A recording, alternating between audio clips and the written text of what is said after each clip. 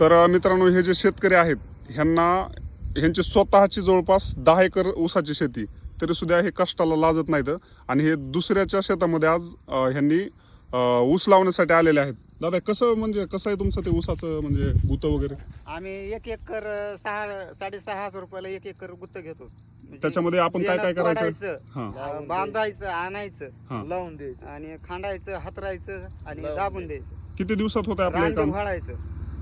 किती दिवस लागतात 1 एकरला? 3 दिवस लागतात. 3 दिवस लागतात. तिघा जणांना. 3 दिवस लागतात. तर एक 600 टायमिंग नाही त्याला. 600-700 रुपये हजेरी पडते आपल्याला. हो. आणि आपलं घरचं काम करून बघताय. हो. वर्षाला तुमचं घरचं स्वतःचं 5 लाख उत्पन्न आहे, तरी बी तुम्ही दुसऱ्याच्या शेतामध्ये हो. येऊन आणखी एक्स्ट्रा काम करताय. हो. बापरे, मला 15,000 पगार आहे. मला जर घरचे म्हणले ना रविवारी शेळ्या सांभाळ किंवा मग म्हशीचं शेण काढ, तर मी कसलंच उठत नाही, करतच नाही मी. बघा मित्रांनो, ह्याला म्हणजे शेती आणि शेतकरी असा नाद पाहिजे माणसाला.